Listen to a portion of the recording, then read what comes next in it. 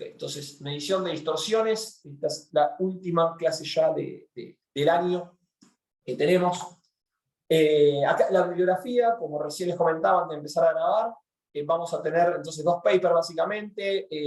El primero de empezar contando es este paper de Clement del año 2015, que es como un mimeo en realidad, pero si lo googlean así, y en la nota al pie dice que está hecho para este año Review of Economics, que es un poco un review de la literatura, los principales aportes, hay aportes de Chetty, de Sae 2010, 2011, estos y de Clement 2013. Entonces acá esto es como un poco el review de lo que es la metodología y del enfoque, que vamos a ver en la primera parte. Hay un montón de casos aplicados alrededor del mundo a distintas cosas, viendo con este tipo de metodología, lo que vamos a estar mirando hoy.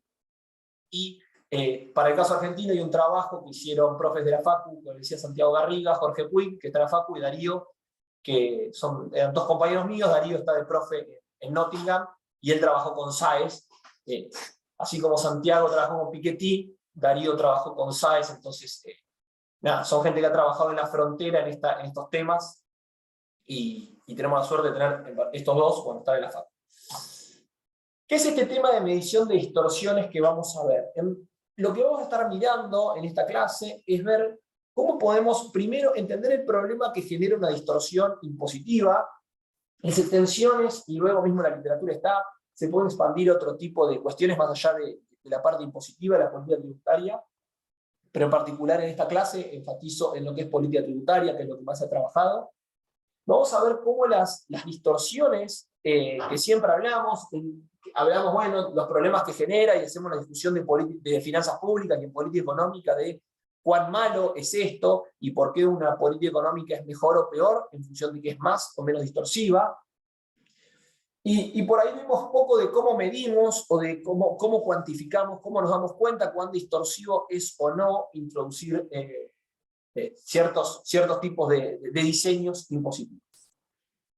Entonces toda esta relevancia viene porque la discusión teórica tiene un montón de años, la discusión de por qué conceptualmente la distorsión es malo, lo tenemos bastante claro, pero entender esto qué quiere decir en cantidad, o en el mundo real, cuando hablamos de que cierto tipo de política económica distorsiona las decisiones de los agentes, queda a veces más como un mantra, como una cosa un poco más vaga, y es importante poder medirlo y poderlo cuantificar.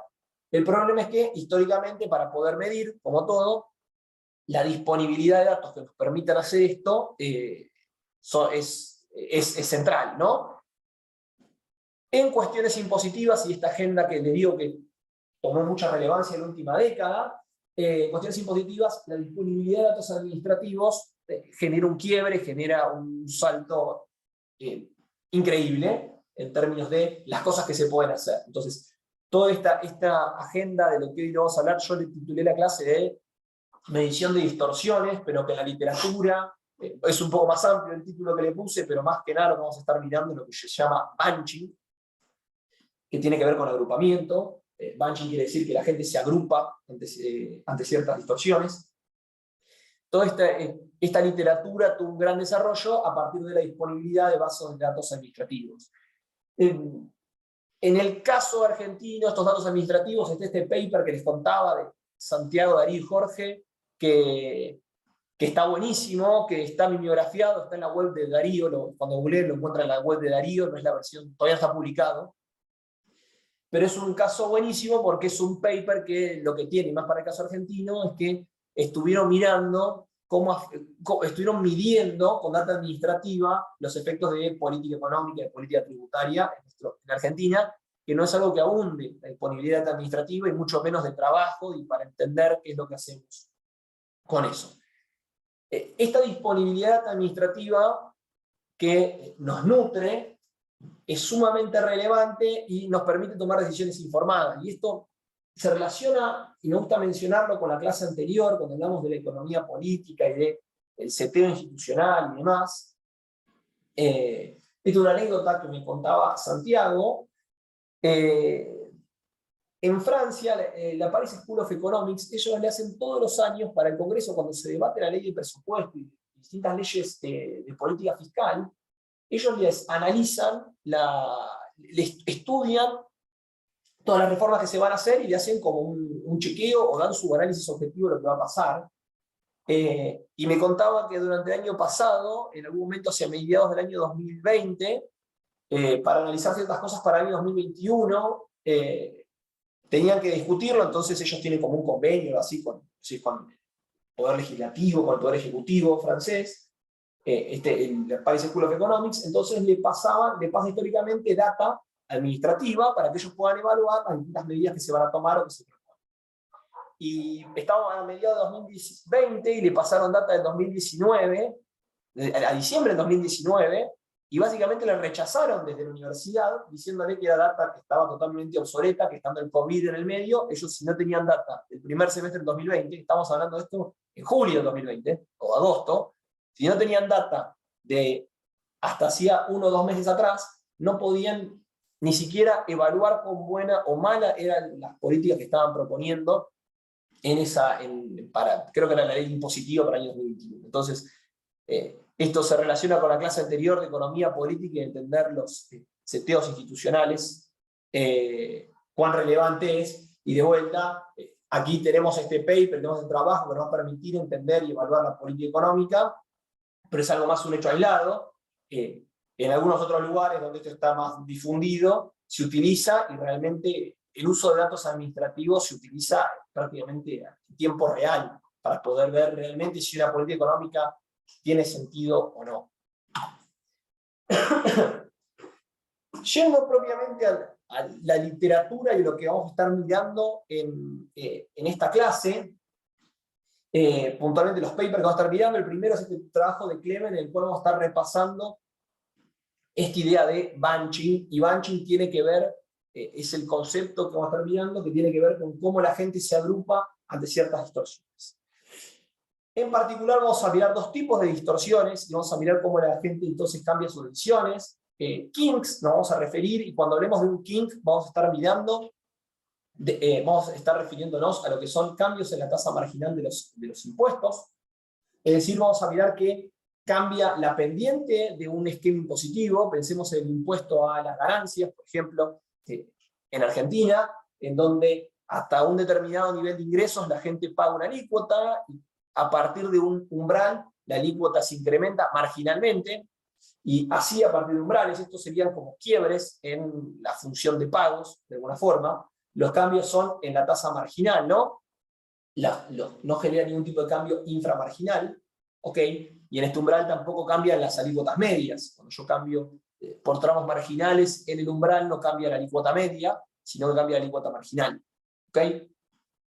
El otro tipo de distorsiones que esta literatura repasa es la idea de notches. Estos notches lo que son, en realidad son cambios en la tasa media, y esto lo que genera son cambios de nivel en el set de decisión o en la función de pago. Entonces nosotros lo que vamos a tener aquí, por ejemplo, como es el caso del monotributo de ingresos brutos, que lo vamos a ver más adelante, aplicado a Argentina, es cuando, por pasar un determinado umbral, lo que cambia es mi tasa media. ¿Okay? Imagínense cuando yo tengo un paso, algo escalonado, pónganse a pensar que hasta 10.000 pesos pago un 10%, y a partir de 10.000 pesos pago un 15% de tasa impositiva, pero no sobre las unidades marginales, sino sobre todas las unidades, o sea, sobre todos mis ingresos. Esto genera un cambio en la tasa media, incluso en el umbral, en un cambio de nivel. Lo que va a pasar entonces es que los individuos, al ver estos cambios, naturalmente se van a tender a agrupar, de alguna forma va a generar incentivos a que la gente se agrupe, a que genere este bunching.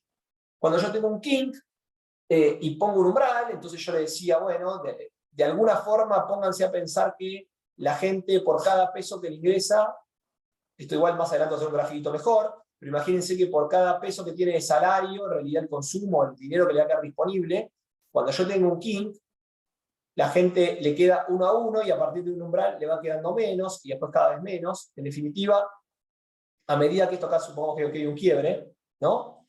La lógica, esto cambió la pendiente, la lógica es que la gente va a tener algún umbral, va a tener algún tipo de incentivos hasta este punto, y luego de aquí en adelante los incentivos van a ser menores. ¿Por qué? Porque le queda menos dinero en el bolsillo, porque la alícuota marginal creció. Entonces uno tendería a esperar que va a haber más gente alrededor de este umbral, y qué va a generar un incentivo menor en adelante. Cuando uno tiene un notch, en donde directamente por pasarme un peso me va a cambiar el nivel, directamente voy a bajar un escalón, y esto puede ser en el esquema de vuelta que vamos a ver más adelante, pero el esquema de que me dicen, bueno, hasta, como les decía, hasta 10.000 pesos uno paga un 10%, y si se pasa un peso, empieza a pagar un 15%, pero de todo. Entonces, cuando uno se pasa un peso de ese umbral, le aumenta, baja un escalón, y va a pagar más también por las unidades inframarginales. Entonces, naturalmente, y esto como es de esperar, este tipo de distorsiones, este tipo de políticas económicas que se llevan a la práctica, van a generar algún tipo de incentivo a que la gente esté por debajo del umbral. Naturalmente, porque si se pasa del umbral, va a tener una pérdida de sus ingresos disponibles. Este tipo de distorsiones que se generan nos van a permitir medir los parámetros, de alguna forma medir elasticidades. Nosotros en estos umbrales vamos a poder mirar ante un cambio en el ingreso que me queda en el bolsillo, cómo cambian las cantidades. De alguna forma podemos ver ante el cambio del impuesto cómo cambian los ingresos de la gente, porque vamos a tener un cambio discreto. ¿Ok?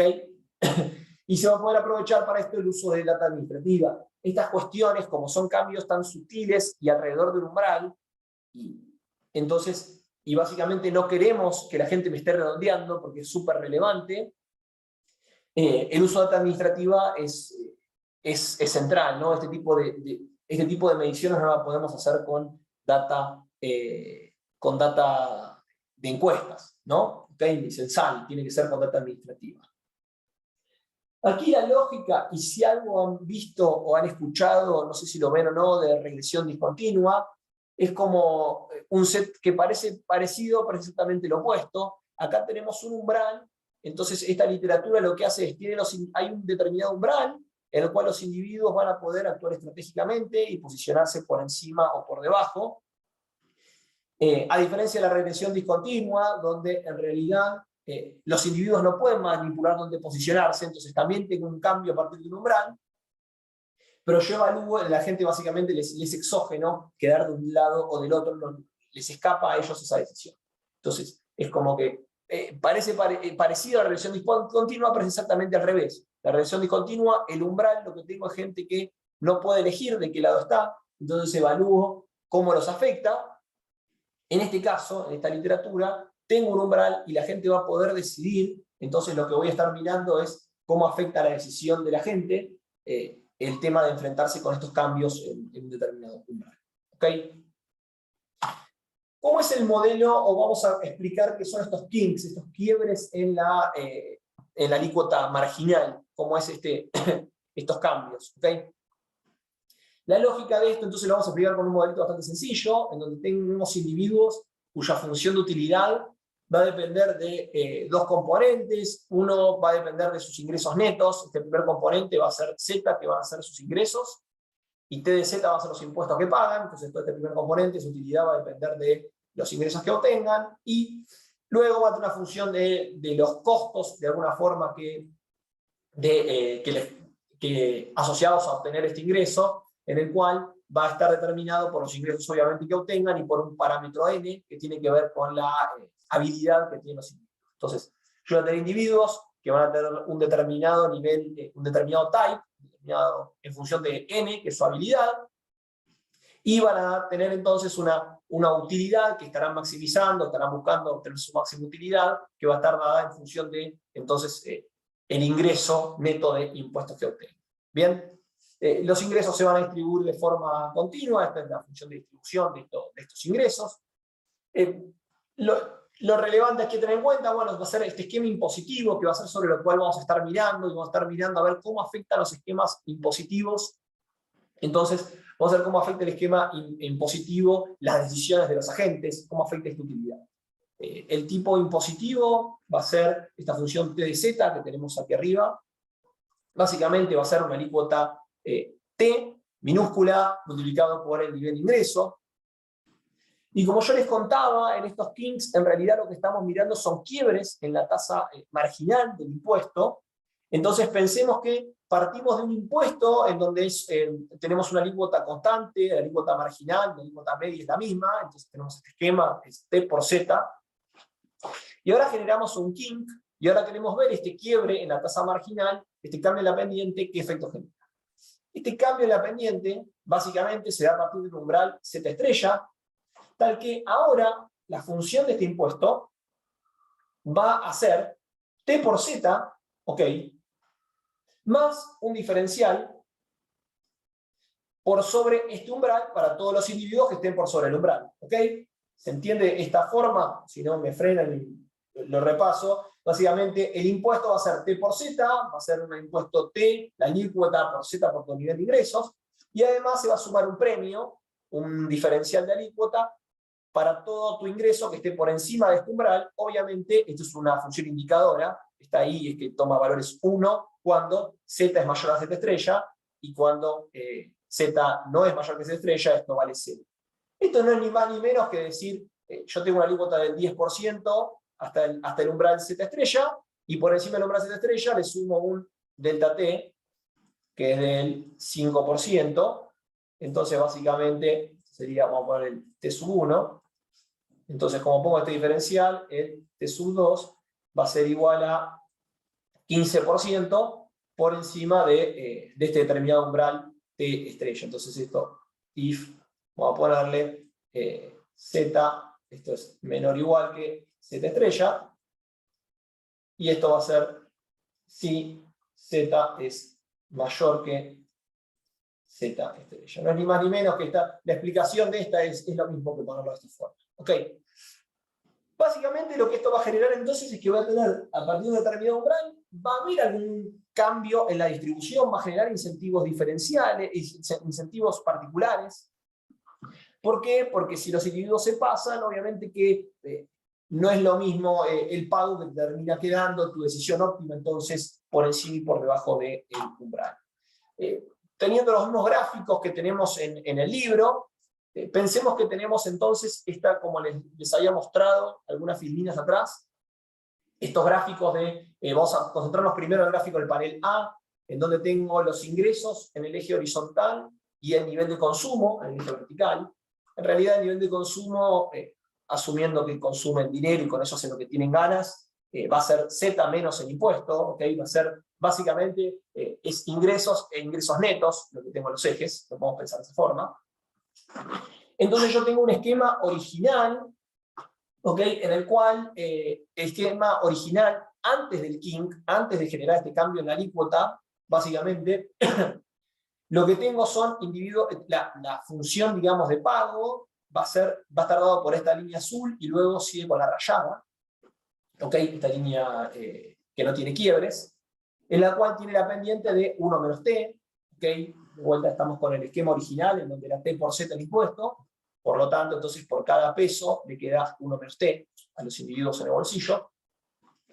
Entonces, básicamente, este es el esquema original, y vamos a tener individuos con distintos types. Entonces vamos a tener un individuo con el type N estrella, que se va a posicionar donde le queda tangencial a su función de utilidad. La función de utilidad aquí, en realidad, el individuo, piensen que lo que va a estar maximizando entonces es un nivel de consumo, ¿okay? Este individuo, y lo que va a querer en realidad, esta curva de utilidad, lo que el individuo va a estar decidiendo es consumo y ocio, ¿okay? El individuo va a querer ubicarse, la utilidad aumenta en ese sentido. ¿Por qué? Porque en este sentido el individuo en realidad es que trabaja menos horas y maximiza el consumo. Esto obviamente que es difícil pensar en más consumo con menos ingresos, pero la lógica sería, en realidad, ¿por qué se mueve en este sentido hacia arriba y a la izquierda la utilidad cuando aumenta? Porque básicamente implica que la gente trabaja menos horas y tiene más consumo, por eso las curvas de utilidad miran en este sentido. Entonces, en un nivel, en un punto inicial de vuelta, cuando no hay ningún kink, tenemos este tipo de mapas, de curva de indiferencia, donde hay un individuo como N estrella, y otro individuo como N estrella más delta N estrella, que van a maximizar en puntos como estos dos que están marcados en rojo. ¿Y cómo va a ser la función de densidad y cómo se van a distribuir esos individuos? Bueno, la distribución de los individuos previo a este kink, previo a cambiar, y cuando solamente tenemos un continuo en el esquema positivo, básicamente va a estar dada, aquí tenemos la densidad y el nivel de ingresos, Básicamente va a estar dado por esta curva que marco aquí en azul, y luego continúa con esta línea rayada. Esta sería la función de densidad pre-cambio en el esquema impositivo. Y tiene un comportamiento smooth, tiene un comportamiento suave. Básicamente, ¿por qué? Porque los individuos se van a distribuir en función del type que tengan, van a estar eligiendo dónde posicionar, si todos tienen, no hay ningún quiebre, todos observan, entonces por cada peso ganado les queda uno menos. Ahora lo que va a pasar es que se introduce el cambio del impuesto, y lo que va a pasar es que, fíjense que ahora en el panel A, la restricción presupuestaria ahora va a tener este quiebre, este kink, y ahora vamos a estar mirando los tramos azules oscuros. Básicamente, ahora, a partir de este umbral Z estrella, esto va en línea con el modelito que habíamos visto aquí, ¿no? Es este mismo esquema. A partir del umbral Z estrella, el individuo va a pagar un impuesto que ahora va a ser de T más el delta T. Entonces, básicamente, hasta el umbral no cambia la pendiente, luego del umbral, ahora por cada peso que gane, va a perder T y va a perder delta T, es decir, esto tiene una alícuota más grande, entonces va a consumir marginalmente menos por cada peso ganado a partir del umbral. ¿Ok? Y este individuo, obviamente que va a encontrar óptimo reducir sus horas trabajadas. Los individuos que tenemos aquí, piensen que un individuo que miramos al individuo originalmente, n estrella más delta n estrella, este individuo que estaba originalmente en este punto, ahora este punto no es más alcanzable, este individuo no puede alcanzar más este punto, está fuera del set de decisión, ¿ok? Entonces este individuo que va a tener este mapa de curvas de indiferencia, entonces se va a mover hacia esta curva de indiferencia que le queda aquí más adentro, básicamente, y ahora va a optimizar en este punto rojo, que es donde va a encontrar la tangencia, va a ser la máxima curva de utilidad que va a poder alcanzar con este nuevo set de decisión, va a ser venir a un punto como este. En definitiva, lo que nosotros vimos es que este individuo ahora que tiene un pago más pequeño, tiene incentivos a reducir, ¿okay? A reducir su cantidad de horas trabajadas. Bien. Notar que los incentivos cambian para los individuos por encima del umbral Z estrella. ¿Okay? Corriendo la distribución de ingresos hacia la izquierda. Básicamente lo que yo tengo es que todos los individuos que están en este tramo, hacia adelante, tienen incentivos a reducir su cantidad de horas trabajadas, a reducir sus ingresos, porque están penalizados, porque pierden por los impuestos un pedazo más grande. Entonces, de alguna forma, a todos los individuos que están a la derecha, los estoy corriendo a la derecha del umbral, Z estrella, los individuos que originalmente tenían ingresos por encima de Z estrella, les genera un incentivo para que reduzcan sus horas trabajadas. Distinto a los individuos que están de Z estrella para abajo. Los individuos que están de Z estrella para abajo, la verdad es que no tienen ningún incentivo para irse más abajo. Fíjense que esto, en términos de la función de distribución, lo que nos va a generar es que los individuos que estaban por debajo de Z estrella no van a tener ninguna alteración. Imaginemos que por su type va a haber un individuo que antes maximizaba en un punto como este, por decir algo. Para este individuo la verdad es que no hay ningún cambio, no tiene ningún incentivo a moverse. Entonces los individuos que están abajo de Z estrella, la verdad es que son opciones irrelevantes, las que ahora se anularon, les pagan menos por algo que igual antes no elegían. Ahora lo que va a pasar es que va a haber un montón de individuos que se van a posicionar en este punto. Pensemos que todos los individuos, si este individuo que originalmente se ubicaba en Z estrella más delta Z estrella, se viene hasta Z estrella, todos los individuos que estaban en este tramo, ahora, van a apelotonarse, van a banchear, básicamente puede ser el verbo bunch, se van a agrupar en este punto. Porque fíjense que va a ser, pensemos en cualquier curva de indiferencia, que yo tenía una tangencia, piensen en sus cabezas, que haga tangencia en este tramo. Cualquiera de las curvas de indiferencia que hacía tangencia en este tramo, ahora naturalmente lo que va a ser óptima su decisión es venirse al punto donde se genera el kink. Más abajo no, porque además esto tiene lógica. Fíjense que su set de decisión, todo este tramo, por ejemplo, lo que está entre el kink y un poco más abajo, siempre estuvo disponible, y sin embargo elegía irse más arriba, ¿no? Se venía a niveles de ingreso más altos. Entonces, naturalmente, todo este tramo se va a pelotonar, se va a banchear, sería el Spanglish, sobre el punto Z estrella. En términos de la función de densidad, lo que voy a tener entonces es que en un primer tramo no los afecta este cambio en la función de pagos. Luego de este tramo voy a tener el punto Z estrella, donde voy a tener un montón de gente concentrada, o bancheada, bunched, en paper que está en inglés, bunched va a decir, va a ser el verbo que voy a usar.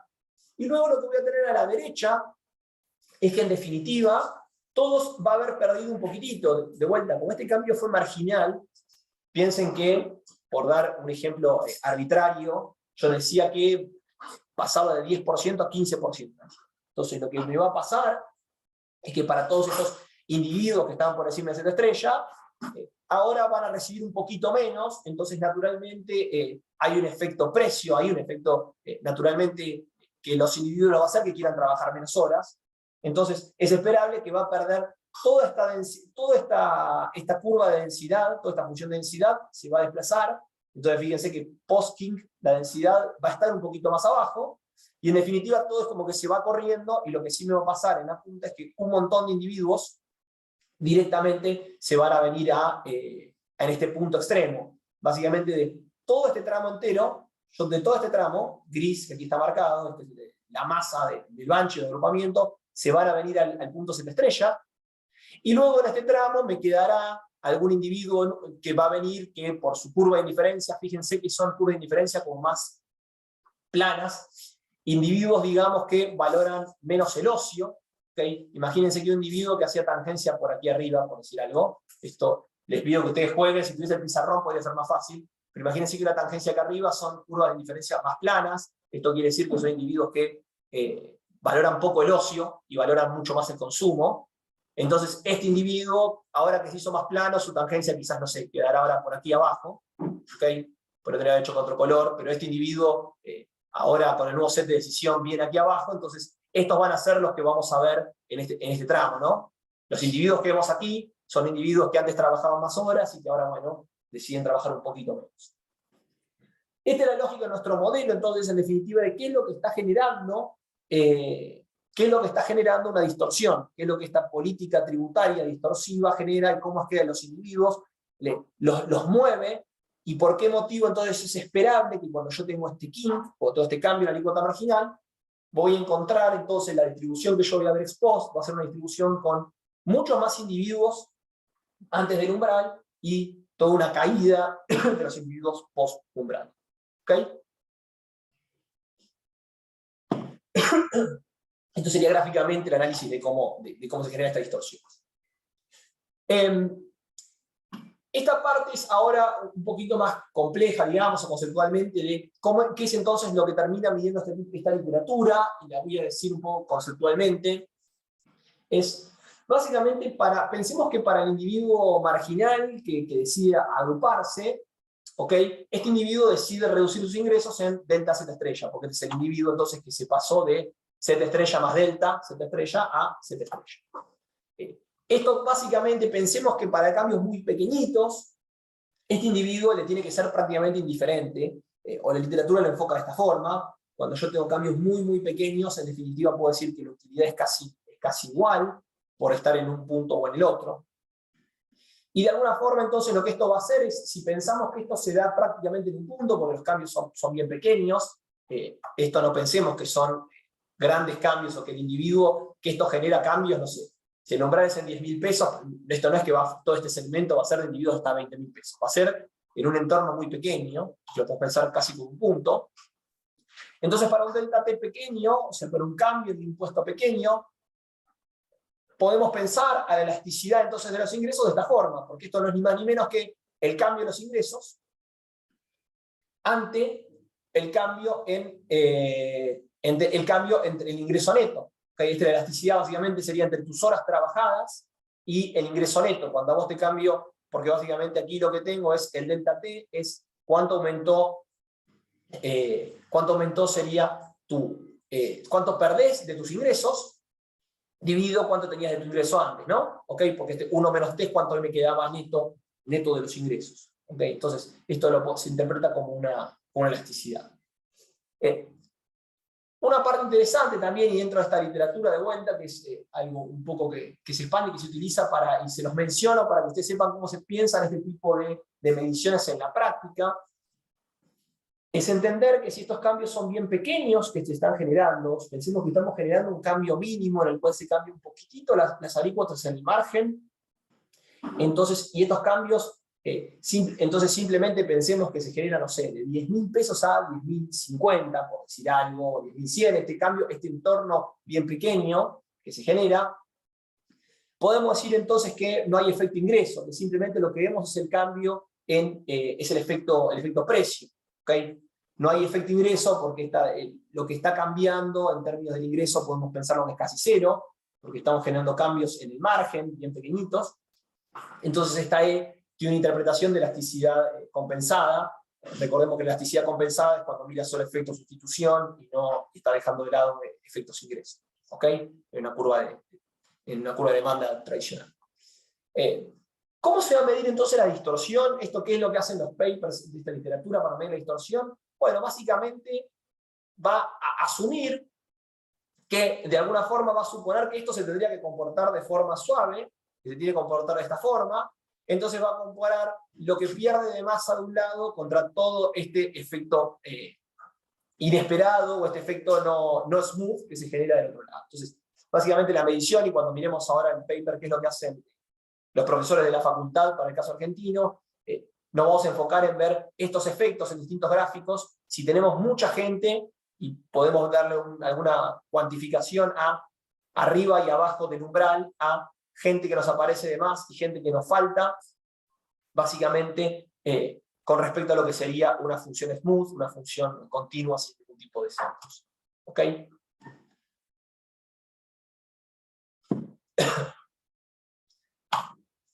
¿Cómo sería el caso de los notches, que lo vamos a españolizar como cambio en la tasa media? En cambio en la tasa media, vamos a traer el mismo seteo inicial, en donde tenemos un modelo con individuos que tienen la misma función de utilidad, donde Z son los ingresos de vuelta, T van a ser los impuestos, y N va a ser la habilidad, el type de individuo. Esto, la diferencia que ahora vamos a tener son estos cambios o estos saltos discretos, estos escalones. ¿Okay? Y lo relevante aquí, o cómo lo vamos a estar haciendo este esquema, básicamente es que la alícuota media va a pasar de T a T más delta T por sobre el umbral Z estrella.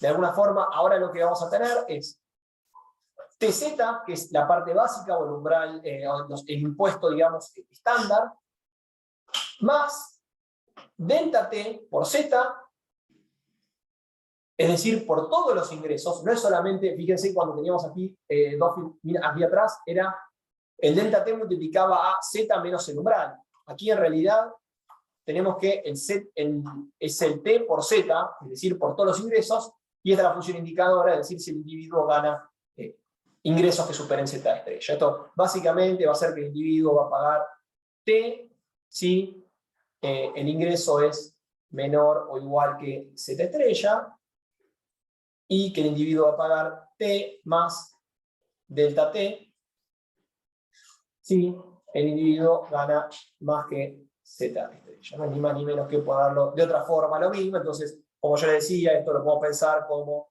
que el individuo paga 10% aquí, y esto paga 15%, por cierto suponemos que es 10 y 5 la diferencia.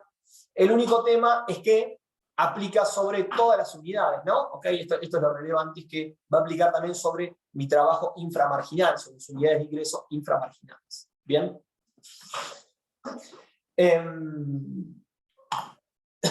¿Cómo lo pensamos ahora esto, entonces, gráficamente, en un gráfico similar a como lo veíamos recién en los Kings? Aquí lo que vamos a posicionarnos es de vuelta en este gráfico donde tengo ingresos y consumo disponible post impuestos, ¿ok? Y luego voy a tener este gráfico donde tengo la densidad, ¿ok? Son los mismos gráficos que tenía en el ejemplo anterior. De vuelta tengo un caso inicial, pensemos que esta restricción presupuestaria, pensémoslo, este esquema de pagos original con la curva 1 menos t, con la pendiente 1 menos t, y la función de distribución, la función de densidad que va a estar dada por este gráfico, que tiene la forma esta smooth, digamos azul, sólida, y luego se hace rayada. ¿ok? Antes de introducir este notch, antes de introducir este cambio en, digamos, en los pagos medios.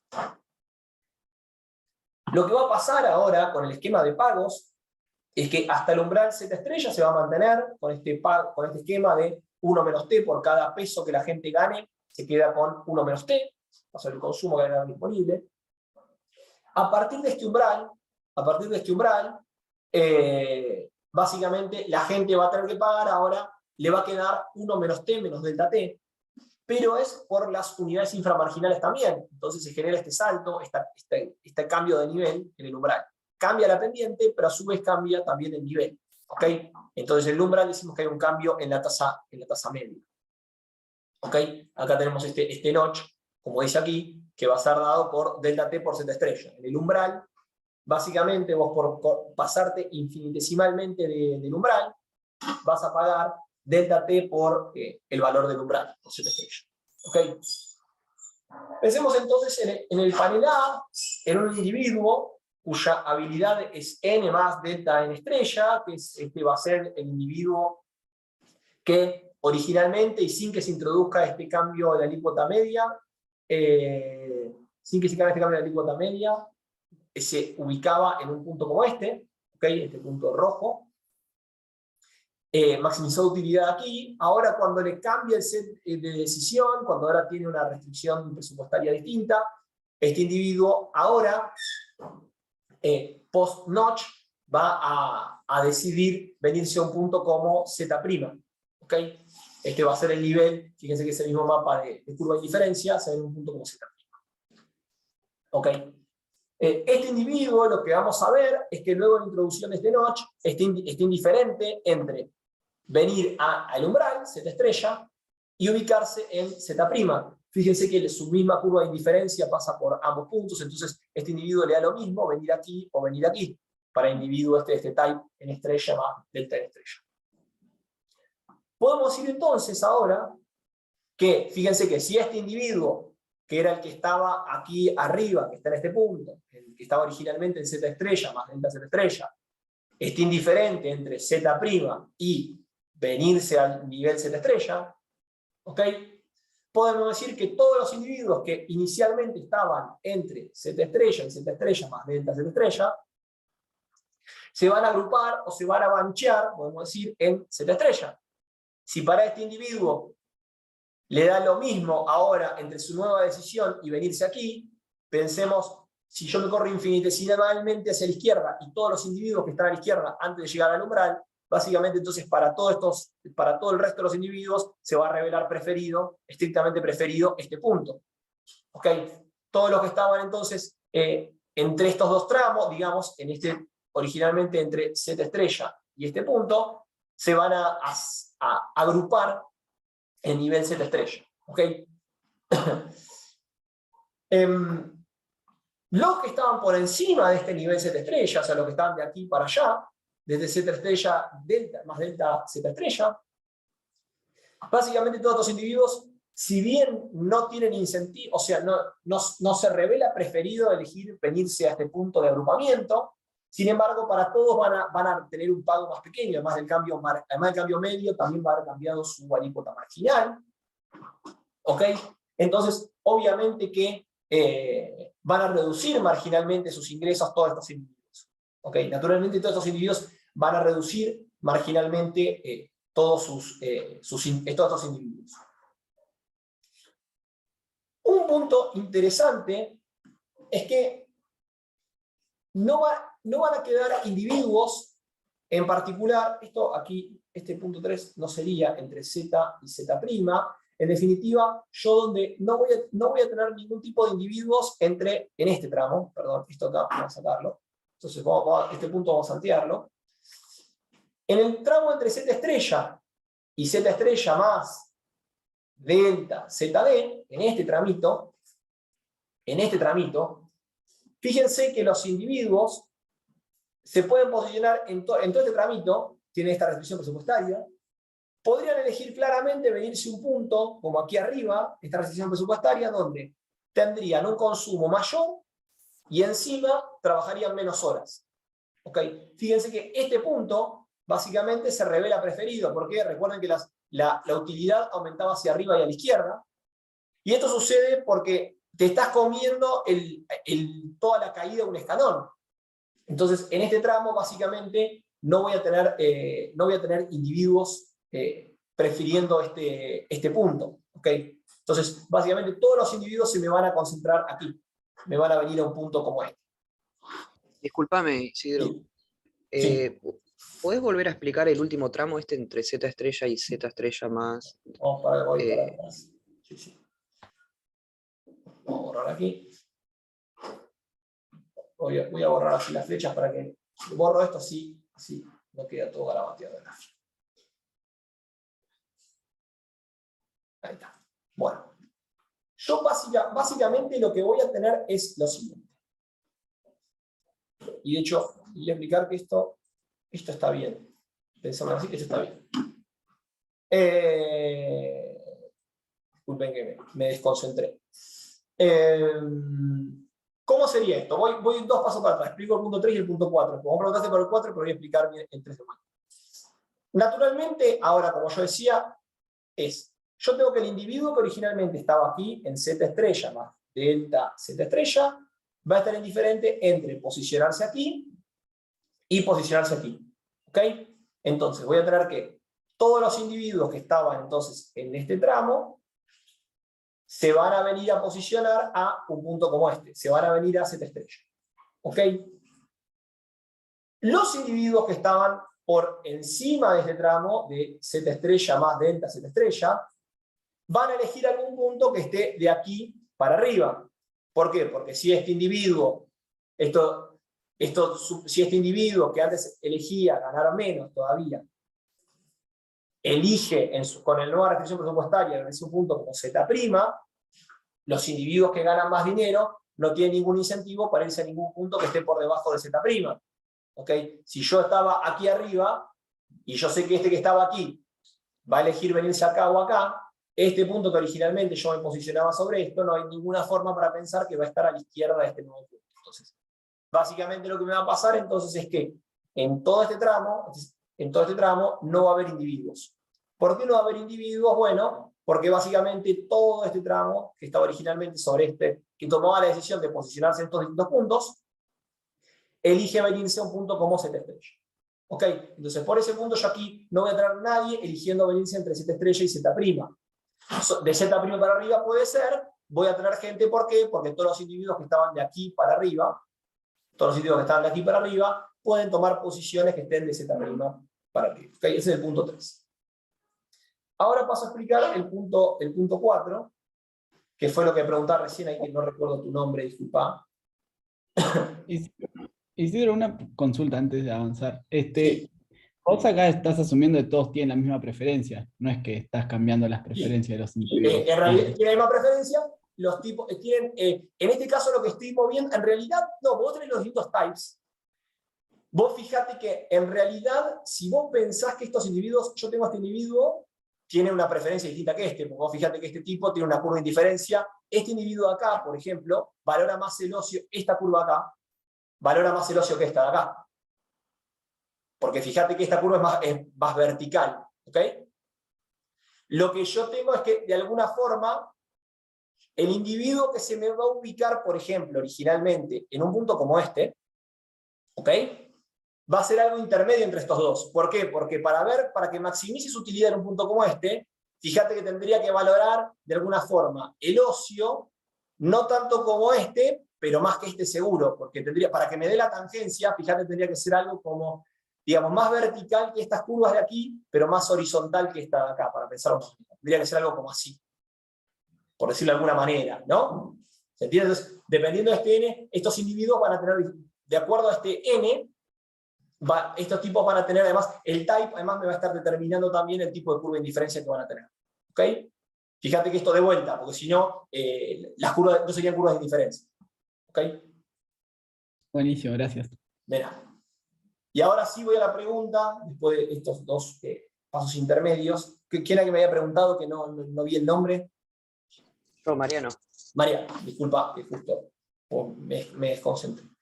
Entonces, ahora, ¿qué va a pasar en este tramito? En este tramito básicamente en este tramo que yo tengo aquí entre Z estrella y Z estrella más delta ZD, fíjate que un individuo que elige estar, por ejemplo, lo posiciona aquí, ningún individuo querría estar acá abajo. ¿Por qué? Porque este individuo, vos ponete a pensar que es un individuo que se pasó del umbral Z estrella, entonces perdió plata, básicamente. Fíjate que en un punto como este individuo trabaja más horas, está más a la derecha, que si se viniese un punto como este, que este es su set de decisión, trabaja más horas, y a su vez le queda menos dinero, está más abajo.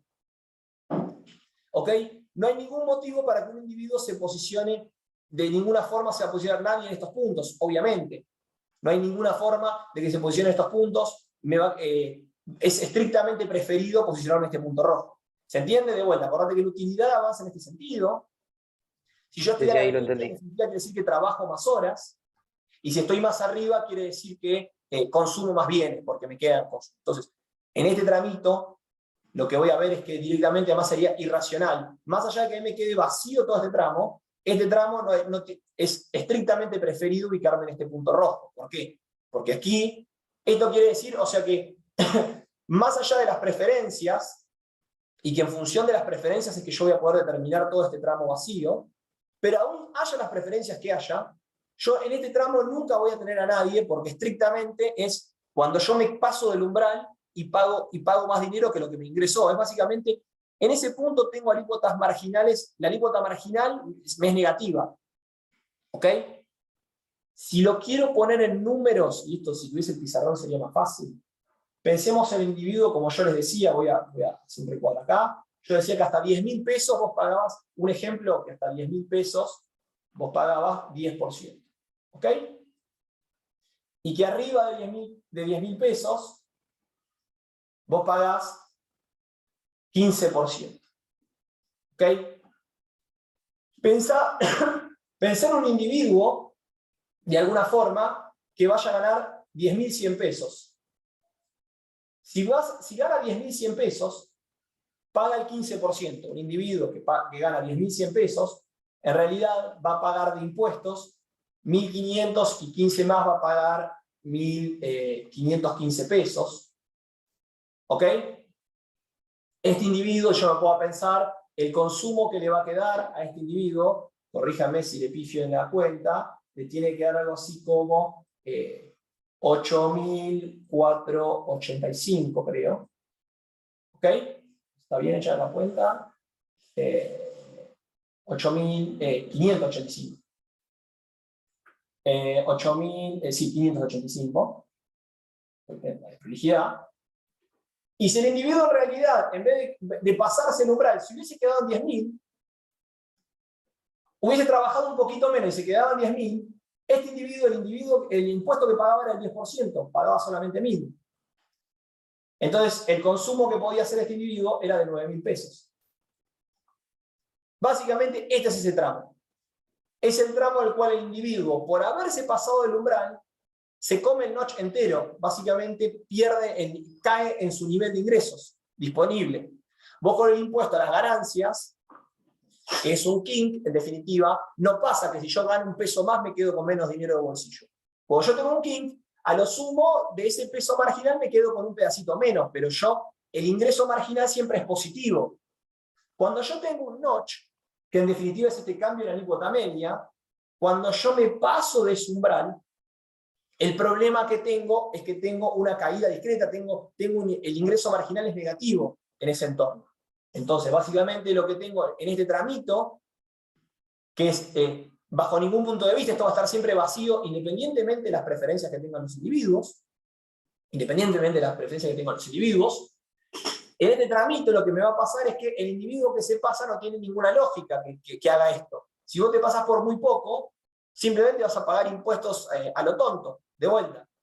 Más extremo todavía, si se pasa de 10.000 a 10.000 un peso, le va a aumentar su alícuota de los 10.000 pesos enteros, entonces va a estar perdiendo plata. Por eso es que, independientemente de las preferencias, en este punto siempre va a estar vacío. ¿Por qué? Porque va a haber individuos los cuales, si caen acá, van a decir, no, pará, me conviene trabajar menos y ganar más plata.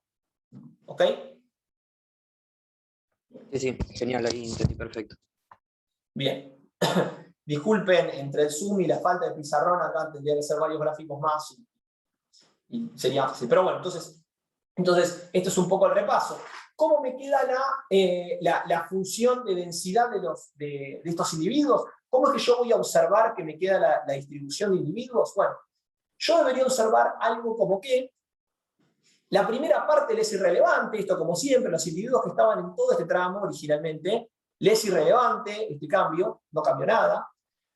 Luego voy a tener a todos los individuos que se me concentraron. Como yo dije, voy a tener esta zona vacía entre Z estrella y Z'.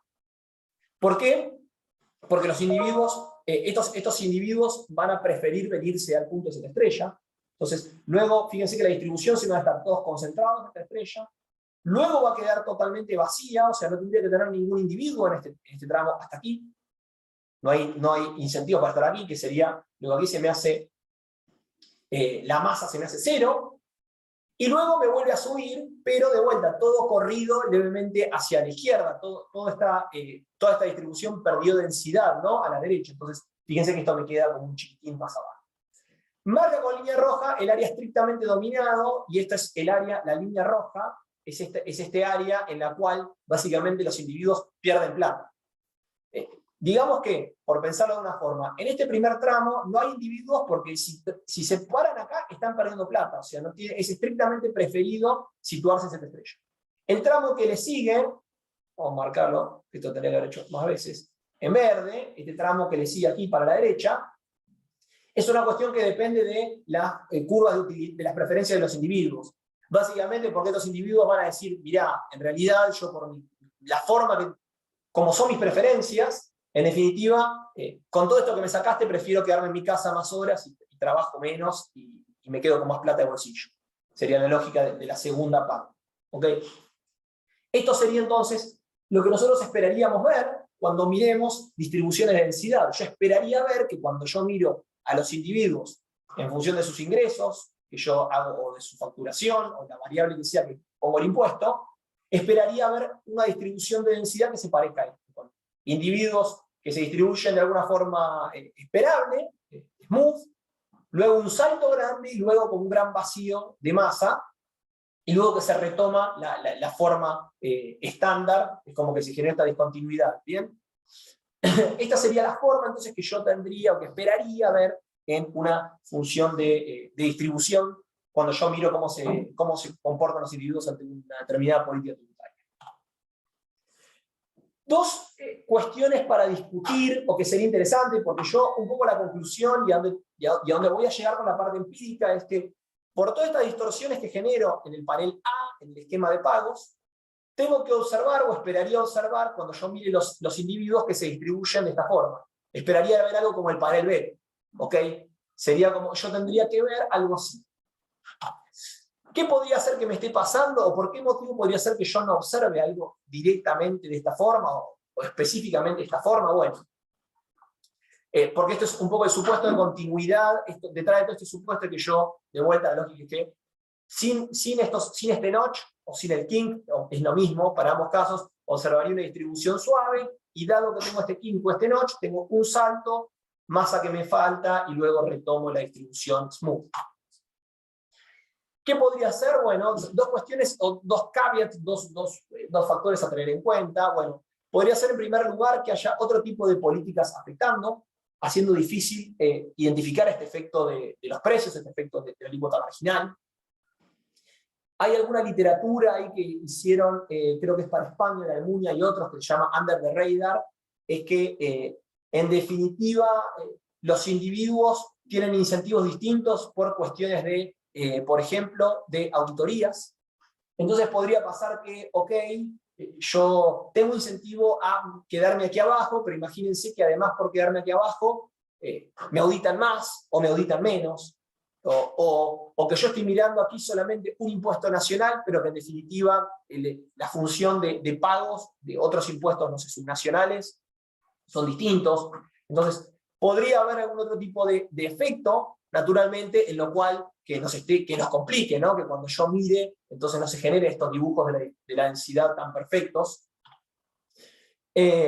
Otro efecto que podría pasar es que existen umbrales de referencia, es decir que, y esto, cuando miremos el caso argentino vamos a ver algo similar, lo que nos pasa es que hay veces que los individuos a ciertos umbrales operan como una referencia, por ejemplo números redondos, o ciertos valores que nos sirven, no sé, la gente factura 100.000 pesos y no se quiere pasar de 100.000 pesos una empresa de facturación anual o mensual de 100.000 pesos porque le actúa como un faro, porque tiene alguna cuestión hasta, no sé, digamos, psicológica, de que los individuos entonces toman alguna referencia con o sin sentido económico, por el cual entonces vamos a encontrar que los individuos se agrupan en distintos puntos de la distribución, y eso pasa mucho. A veces las cuestiones de los pagos de impuestos, pónganse a pensar que tienen que ver con declaraciones que terminan haciendo los contadores y al final del día redondean los números. Entonces, bueno, podría ser que yo básicamente pongo el umbral en 99.700 pesos, pero por ahí tengo también una pila de gente agrupada en 100.000 pesos clavados. ¿Por qué? Porque el contador muchas veces redondeó los números para que le den redondo. Eso pasa, y vamos a ver qué pasa incluso en la data argentina, estos efectos, estos umbrales que sirven como referencia, que nos podrían entonces separar de lo que esperaríamos ver idealmente en nuestro modelito teórico y lo que vemos en la práctica en definitiva. ¿Ok? ¿Alguna pregunta?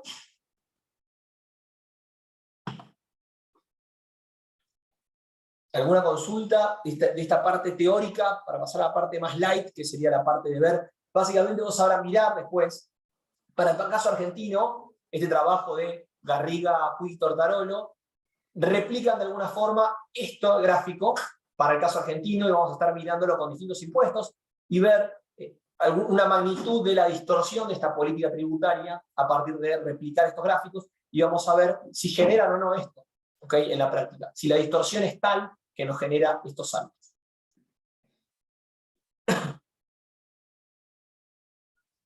No tenemos preguntas, paso entonces a la parte, a este trabajo que está muy bueno, que todavía no lo publicaron, pero que eventualmente, seguramente el anterior que viene lo van a estar publicando, Garriga, Puig y Tortarolo, que miran dos impuestos en Argentina, porque estas cosas que a veces parece como medio, uno diría, che, pero pará, Isidro, por este ejemplo todo lindo, muy teórico, pero en la vida real pasa que tenemos, te entiendo los kinks, tiene lógica los kinks, pero pasa que vos tengas algo tan irracional como un notch, en donde sucede que si el individuo se pasa un peso, pierde plata, entonces genera estas discontinuidades y estos saltos en los esquemas de pagos tan fuertes, y sí, de hecho, sucede. En Argentina hay dos casos bien puntuales y impuestos súper relevantes, que son ingresos brutos y el monotributo, los cuales vamos a estar viendo, y aquí los colegas estuvieron evaluando un poco y ven qué efectos genera sobre la distribución y sobre las decisiones que toman los individuos. ¿Okay? Estas políticas tributarias de impuesto de cascada y este régimen simplificado para pequeños contribuyentes. En primer caso, que vamos a ver es el del monotributo. Quizás algunos de ustedes ya lo conozcan, quizás muchos lo conozcan, quizás algunos no lo conozcan. El monotributo es un esquema simplificado, el cual, como ustedes sabrán, si usted tiene una empresa, de lo que sea, o son grandes prestadores de servicios, incluso como profesión liberales, siendo economistas, consultores o abogados, o lo que sea, ustedes tienen que facturar lo que es el IVA, el impuesto a valor agregado, por el valor que se agrega en su etapa económica, y tienen que pagar impuesto a la renta, impuesto a los ingresos, impuesto a las ganancias, básicamente. Les toque como persona o como una empresa. El monotributo básicamente lo que hace es simplificar y les pone en función de su volumen de facturación. Básicamente ustedes van a pagar una cuota fija, entonces no se aplican estos impuestos al valor, como son impuestos a las ganancias y IVA, que requerirían como una auditoría algo más precisa, sino que simplemente el contribuyente, en función de la facturación que tenga, de su volumen de transacción económica, va a pagar una cuota fija. ¿Ok? Básicamente, el monotributo, ¿cómo funciona? Funciona con 11 umbrales. Esto es del paper, entonces esta tabla no la miramos porque el ejercicio lo hacen por data de 2015, creo que es, o 2016. Entonces, en definitiva, funciona de la siguiente forma. los individuos cuando tienen facturaciones de hasta 48.000 pesos, esos son anuales, esta facturación, hasta 48.000 pesos anuales, van a pagar una cuota fija, un fee fijo, y que va a englobar y va a reemplazar a todos los impuestos, el IVA, una parte que va a la seguridad social y el impuesto a las ganancias, de 39 pesos fijos, si facturan hasta 72.000 pesos anuales, esto de vuelta son valores de hace ya unos años, ¿no? Pagan un impuesto fijo de 75 pesos, así, luego va a haber esta diferencia entre lo que son servicios y venta de bienes.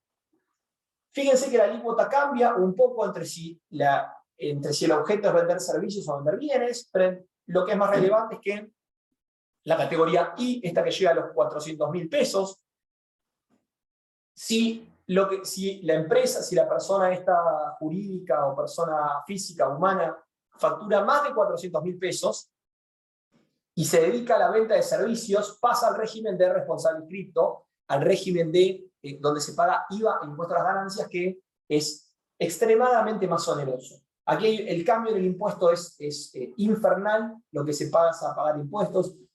Pónganse a pensar que se paga por el valor agregado y que si se facturan 400.000 pesos, me paso un peso. El impuesto al valor agregado, hay un poco uno como proveedor de servicios que puede descargar como impuesto al valor agregado, entonces prácticamente cero. Entonces básicamente solo de IVA uno pasa a pagar en este umbral el 20% de esto. Entonces solamente por el IVA se pasa a pagar unos 80.000 pesos de impuestos por el IVA por pasarse este umbral. ¿Ok? Entonces, básicamente el salto aquí es al vacío, cuando se pasa un vendedor de servicios, aquí es un salto al vacío. Y en cualquier caso, pónganse a pensar en términos de estos efectos, de estos noches que generaba esta caída en los ingresos.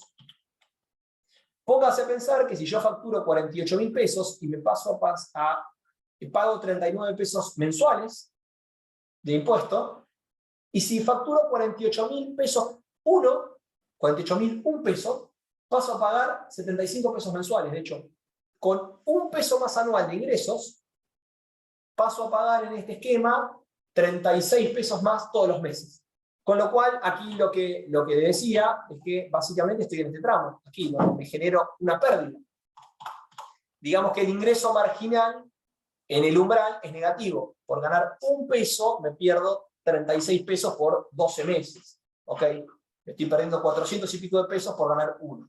Y así, en cada cambio de umbral, básicamente tengo este efecto, tengo estos noches en los cuales me pierdo, básicamente es bien grande, y si me paso directamente como vendedor de servicios del umbral, directamente me caigo al vacío, por decir. Es importante tener en cuenta que obviamente este no es el único impuesto que pagan los individuos o las empresas, y hay distintos factores por los cuales uno querrá o no facturar, o podrá o no facturar más o menos. Entonces hay otros efectos más que van a estar jugando, pero en definitiva, cuando miran la distribución y si genera estos saltos, ¿ok? Básicamente lo que vemos es que en estos umbrales, fíjense estas discontinuidades. Entonces, los efectos de poner un impuesto con estos noches o con estos cambios en las alícuotas medias genera saltos puntualmente grandes, saltos bien grandes en términos de la densidad. Fíjense que esto es la densidad, es el número de pagadores del impuesto, y aquí tengo la base imponible, que no es ni más ni menos que el ingreso. Entonces fíjense que a medida que va creciendo el ingreso, tengo cada vez menos contribuyentes, tiene lógica. Sin embargo, miren los saltos que tengo discretos en los umbrales. Quiere decir que básicamente la gente de alguna forma está distorsionando, digamos, está distorsionando su ingreso taxado. Puede ser que la gente decida no facturar más que ese nivel, o que decida pasar a la economía informal, ¿okay? O que básicamente que esté negreando transacciones.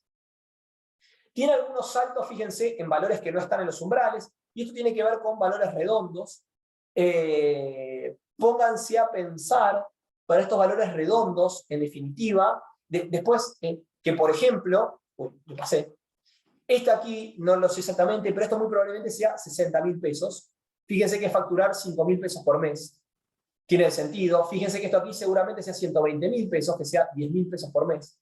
y esto aquí seguramente sea 180 y sean 15.000 pesos por mes. Fíjense que son facturaciones bien redondas, y aquí seguramente sea 1.000, 2.000 y 3.000 pesos por mes la facturación. En definitiva, estos saltos también, como les decía, estos efectos que pueden tener algunos valores que atraen a la gente a hacer declaraciones redondas.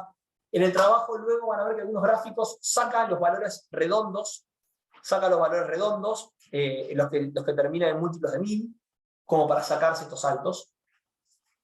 Lo que es interesante cuando mira la segunda parte, recordemos que esta tabla tiene varios umbrales, tiene 11 umbrales.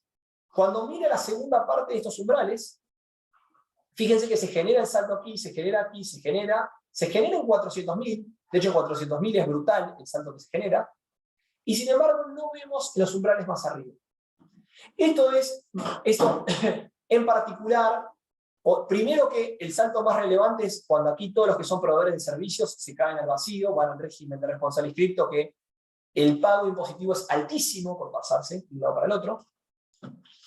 Y a su vez, una explicación que da es que luego de este umbral solamente quedan vendedores de bienes, y que los vendedores de bienes es más difícil, de alguna forma, distorsionar la decisión tributaria o subfacturar o, de alguna forma, o reducir las ventas. Si alguien viene y te compra bienes por 500.000 pesos, no se pueden esconder ventas, subfacturar, o decir parto la venta y la distribuyo en distintos años para no pasarme del umbral.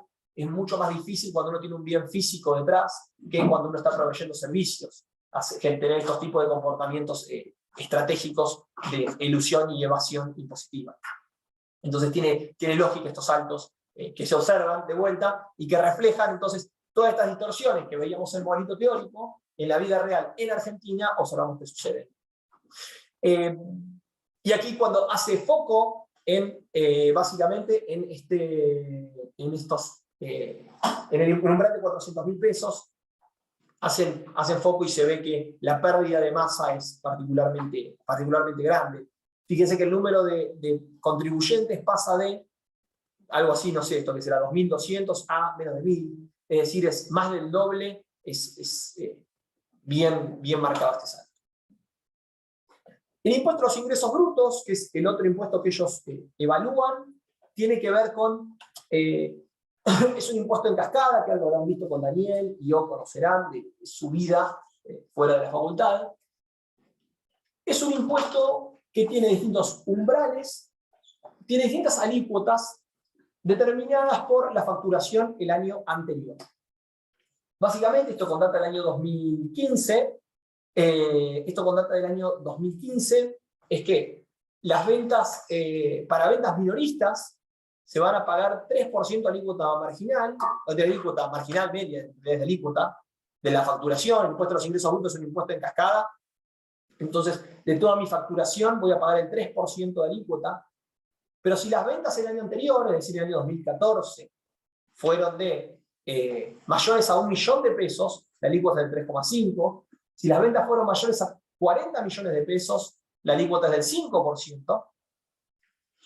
Y si la empresa mía está radicada en lo que se llama extraña jurisdicción, es decir, soy una empresa que está localizada en Córdoba y vende en Buenos Aires, la alícuota es del 5% independientemente del volumen de facturación que tenga.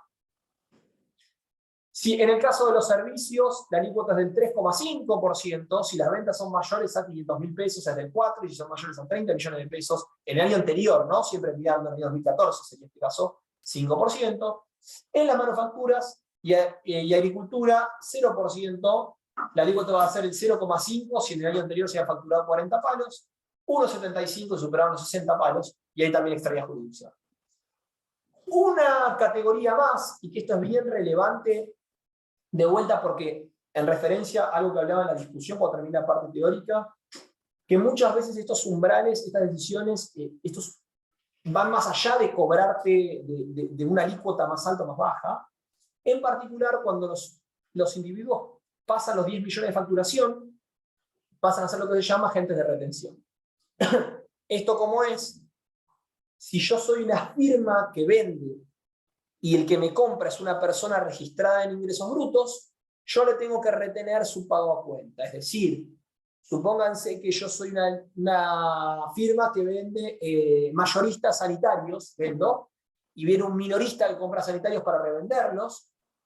Entonces cuando me compra, me hace una compra por, no sé, 10.000 pesos. Básicamente lo que va a pasar es que yo le tengo que retener el impuesto, por esos 10.000 pesos, le tengo que retener los ingresos brutos a cuenta de lo que tendría que pagar el día que los venda. ¿Ok? Esa persona se asume más que lo va a vender, no sé, a más que 10.000 pesos. Si compra 10.000, lo venderá lo que sea, 15 a 20.000 pesos, no importa. Pero entonces yo, como le estoy vendiendo a una persona que está en el régimen de ingresos brutos inscripta, entonces soy agente de retención. Tengo que, como, le cobro impuestos por lo que tendría que pagar en su futura transacción. De vuelta, esto pasa solamente si yo superé los 10 millones de facturación el año anterior. Entonces, además de los umbrales, marcarme si pago más o menos impuestos, me generan esto, y es que tengo esta cuestión, que tengo mayor fiscalización de lo que haga y no haga, y también, obviamente, si alguien me quiere venir a comprar, soy un agente de retención, entonces también genero un desincentivo porque lo obligo a pagar el impuesto a cuenta. ¿Okay? ¿Cómo es entonces que los individuos podrían tomar la decisión de posicionarse o no con en este caso? Bueno, los individuos básicamente facturan durante todo el año, pero la ley de cuánto vas a pagar el año que viene, supónganse que esto es 2014, más o menos entre noviembre y diciembre vos ya sabés qué ley hay. Y la ley es la que te va a marcar todos estos parámetros. Y vos en realidad tenés tiempo para presentar tus declaraciones de ingresos brutos hasta marzo del 2015. Entonces hay todo un margen para que los individuos puedan de alguna forma eludir, evadir, cambiar, hacer todo tipo de comportamientos para reducir el impuesto que pagan el año que viene. Fíjense que pueden modificar su facturación en 2014 para haber afectado la forma en la cual pagan el impuesto en el año 2015. ¿Ok? Entonces, por este motivo es que entonces vamos a ver estos umbrales, estos noches, cómo afectan, porque básicamente generan cambios en la tasa media. Fíjense que es por el volumen total de ventas, estas alícuotas. Son noches. ¿Ok? ¿Qué es esto lo que generan estos umbrales? Mirando en lo que es venta minorista, no se ve mucho efecto del umbral del $1.000.000. El umbral de 40 sí se ve algún efecto. En ventas, en servicios, algún efecto pequeñito. Cuando pasan al tramo grande, no, de 4 a 5%. En manufacturas, algo se ve también, pero no es muy grande. Donde se ve un mayor efecto agrupamiento es en este umbral de costos administrativos. Es el umbral cuando vos pasás a ser un agente de retención. Fíjense que pasa como al doble, paso de 700 firmas aquí a 900. Como un, no sé, 50% más, algo así, o no sé, un 30% más por lo menos de firmas caen en este punto. Básicamente porque cuando yo paso este umbral, no me cambia el impuesto, pero sí me cambia un costo asociado que tiene que ver con el costo administrativo y demás de ser un agente de retención. ¿Cuáles son un poco entonces las conclusiones de esta literatura? Y para el caso argentino, en el monotributo, donde la alícuota media es más relevante, es para una persona que genera facturaciones muy grandes, la alícuota del monotributo en los primeros tramos es más relevante que en los últimos tramos. Vemos algún efecto de agrupamiento, y donde la persona se pasa a caer al régimen de responsable inscrito, donde sale. Se ve alguna reacción más en servicios, y que tiene que ver esto con lo que les mencionaba, de la posibilidad de eludir y evadir impuestos más fácilmente con bienes y servicios. En ingresos brutos no se ve este efecto de agrupamiento, quizás es porque los umbrales son altos, entonces es menos relevante, o porque en realidad tienen mucha mayor auditoría. Una empresa que factura, no sé, 40 millones de pesos, es mucho más difícil de escapar del radar de las agencias de recaudación que un prestador de servicios que facturaba, no sé, en este año 20.000 pesos. Sí opera, y de forma muy grande, el umbral del costo administrativo de pasar a ser un agente de retención. Entonces muestra que la política distorsiva no tiene que ver solamente con aumentar el costo a través de impuestos, sino que los costos, todo tipo de costo de transacción que puede estar generando con la política económica, genera distorsiones y genera comportamientos de los agentes económicos, obviamente. Y como les contaba, entonces, este audio bullet en realidad lo había repasado yo anteriormente, cuando decía que parece indicar la evidencia que para las firmas más pequeñas es más fácil estar escapándose. Entonces, cuando yo pienso en la política tributaria, la conclusión un poco de este último bullet, tiene que ver con muchas veces la capacidad de enforcement que tiene, la capacidad que tengo de poder hacer cumplir estas reglas un poco caprichosas, son muy distintas. Entonces, quizás estos efectos distorsivos son muy nocivos, pero encima cuando tengo pequeños contribuyentes, los cuales me cuesta más fiscalizarlos, el efecto es mucho más grande. Las distorsiones son incluso mayores que se generan, porque básicamente no tengo ningún tipo de control para los comportamientos estratégicos. ¿Okay? Ya sea por eludir, que eso estaría bien, simplemente cambiaron las decisiones, entonces son más flexibles, y si es por evasión, básicamente porque no tengo ningún tipo de control y se me está escapando, entonces, recaudación, se me está escapando actividad económica. ¿Consultas? ¿Preguntas? Si tengo silencio de radio, aquí entonces dejo de grabar. Se termina el año con esto.